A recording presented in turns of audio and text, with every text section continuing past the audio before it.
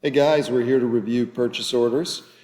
So, for those of you who already use our product, you know everything from our estimates and our selections moves immediately into the purchase orders as we follow your schedule through the pre-construction process. So, I've got a house that is about halfway through construction, pulled up here, and every one of our houses will have the same 50-some purchase orders. You can see that everything from a lumber order to a fireplace to cabinets and countertops, flooring, and so on is itemized here in detail in the purchase orders.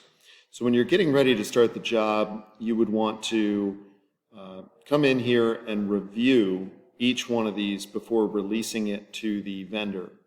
Now, we have automatically transferred the data, but we've also reviewed manually your PO based on the selections. So we can compare that, yes, the customer has chosen the family room, level A, LVP floors, and we can see that line item here. Now we have a firm bid on this from the contractor so that we know for this room, for this spec and this finish, we need 332 square feet of flooring, including the waste factor, and 76 linear feet of quarter round, which they will install. All that is there with the color on the bottom. Now we can see that the builder has released and the vendor has approved this purchase order. The work is not yet completed and the bill has not been paid, which is what would be expected for a house of this stage. Of course, if you see that the floor has been installed and you're ready to pay the bill, you pay it right through the purchase order, and that interacts with your budget, your financials, your payables list, and so on. And I'll get into that a little bit more in another video. So regardless of what the purchase order is, we have gone through your selections, the details, and produced, to the best of anybody's ability, the exact PO for that particular home. Now, there is sometimes a slight difference between your estimate and your purchase order. So as I look at this particular home, we can see that the system-generated number, estimates, is highlighted here. I'm going to collapse all the detail just for summary purposes.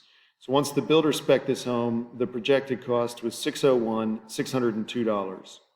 We wrote the purchase orders and the house actually declined a little bit. There's a variety of reasons that could occur.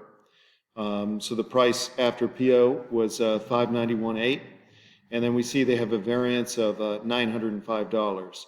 Now I can come here and track that down and see it's Division 10, which is windows, and it looks like we broke and had to order a replacement window for something, which in construction it happens. So this house is actually under budget from the estimate and $900 or a 1/5% off of its projected budget from the POs, which is great. Another handy feature with the purchase orders is that you can filter. So as you're looking for coming down to the end of a stretch here and you don't want to see all your purchase orders, you just want to see, let's say, purchase orders that are not fully paid, you can apply a filter and that'll sort out all of the work that you don't need to be looking at anymore at this point in time. There's also a handy feature over here which will show you the status. Did you release it? Did you not release it? Is it approved? Is the work complete? Is it fully paid? Is it not paid? Is it partially paid?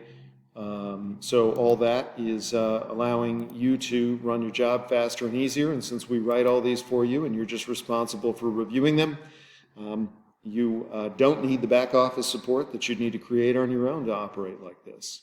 Thanks for tuning in, and look forward to talking to you next time.